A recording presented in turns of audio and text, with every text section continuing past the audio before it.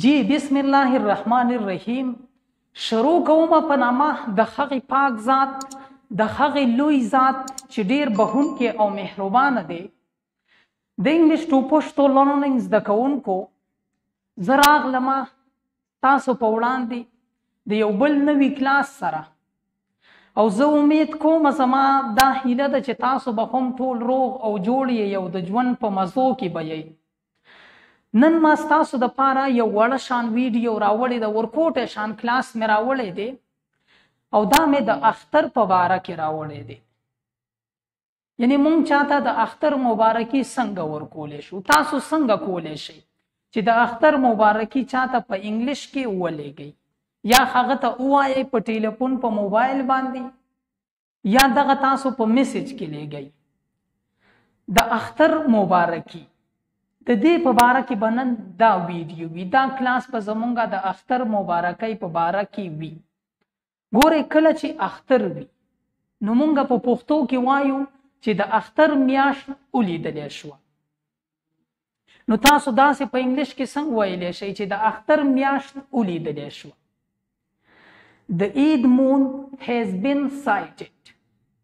The Eid moon has been sighted. د اختر میاشت ولیدلی شوه. بیا تاسو چې اختر شي نو د اختر مبارکي چاته ورکوئ؟ ورته ویلی شئ هغه ته هیپي عید. د هیپي عید مطلب دی چې اختر دی مبارک شه، اختر دی په خوشحالو شه. او د هیپي عید نه علاوه ورته داسې هم ویلی شئ بلیسډ عید. بلیسډ عید یعنی اختر دی مبارک شه، اختر دی بختور شه.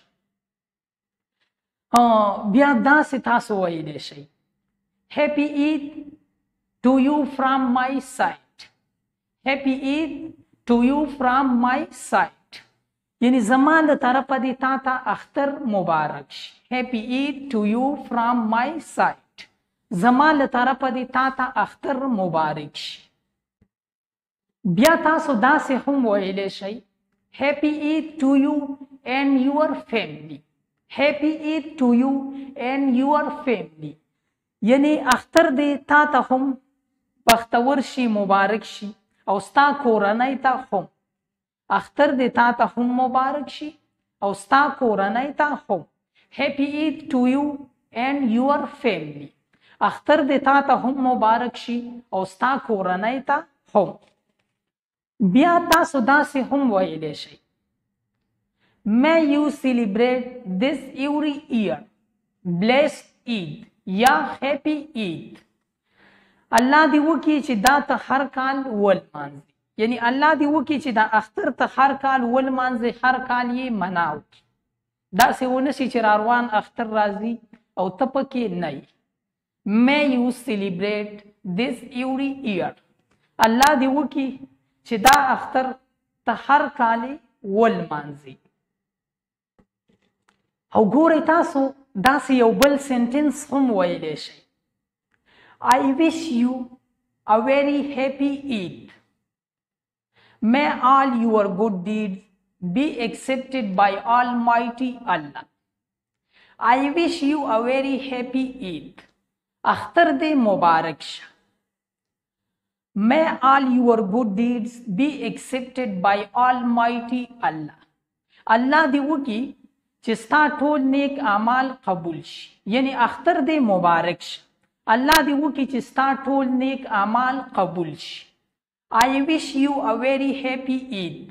May all your good deeds be accepted by Almighty Allah. اختر دې مبارک شه. الله دې وکړي چې ستا ټول نیک اعمال قبول شي. دا یو څو سنټنسز او چې کله اختر تیر شي نو تاسو بیا ویلی شئ How was your Eid. اکثر د اختر په موقع باندې سړی د ډیرو ملګرو سره ملاو نشي کنه، او د اختر نه وروسته ورسره ملاو شي. د هغه نه بیا مونږ تپوس کوو چې ستا اختر څنګه. How was your Eid.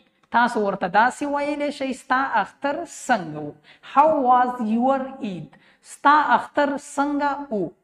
هم په دې ځای باندې به د دې وړې شان ویډیو د دې ورکوټي کلاس اختتام وکړمه. په دې امید باندې چې تاسو به مې ټول په خپلو خصوصي دعاګانو کې یاد ساتئ، ځکه چې د روژې او د اختر بختورې شپې ورځې دي او زما به هم تاسو ته دغه دعا وي چې چرته هم یې الله مو ښاد ساته، آباد ساته او بریالي ساته. د لوی الله په امان. والسلام.